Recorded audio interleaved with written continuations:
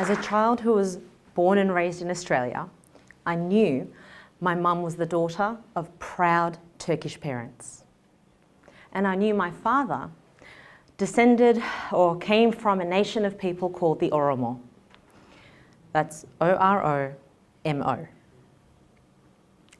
And as a child, I knew the Oromo people were the largest indigenous population in Ethiopia, actually across all of East Africa. I knew that the coffee that we all like to enjoy and drink today originated from my father's homeland. And I know that most of the athletes that you guys know as Ethiopian Olympic champions most likely trained in my father's hometown. But there were also things I didn't know as a child.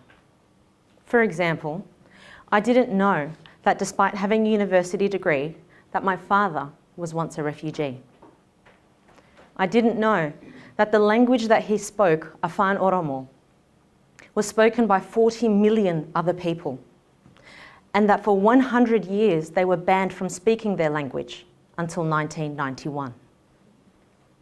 I didn't know that successive Ethiopian governments prosecuted people who spoke this language, and that if anyone even dared to publish in that language, that they can face a result much worse than prison. But anyway, I learnt this language. I learnt it fluently during the ban from my dad here in Australia. In fact, all my siblings did.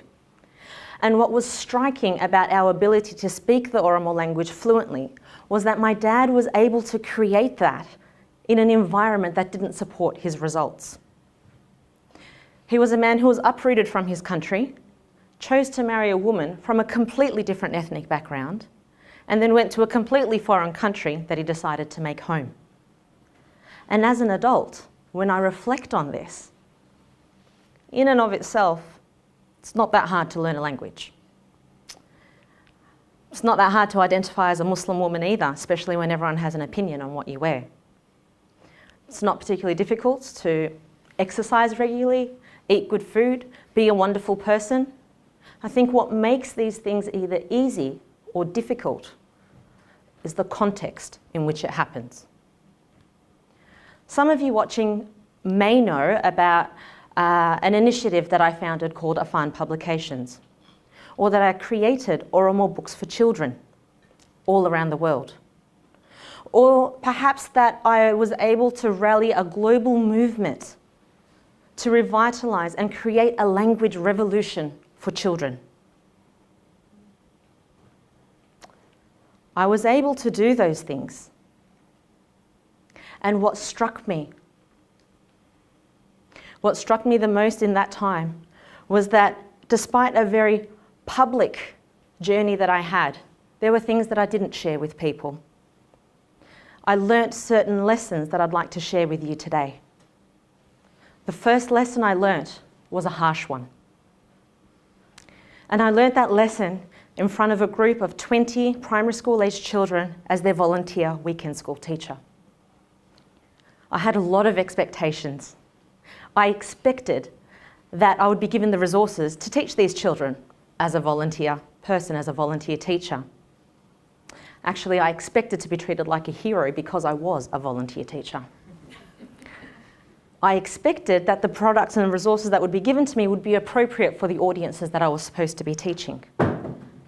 And years after realising that none of those were true and none of those would ever happen, the fact that I realised there was a gap in publications, I had an expectation that the government, that a publishing house, an organisation, somebody would do something about the fact that these didn't exist. And that's when I learned my first lesson. I realised that by having expectations of others, I began to excuse myself from responsibility. I realised that standing in front of those children, I'd actually turned into my own worst nightmare. I became an armchair critic, a fence sitter, a warrior on the keyboard.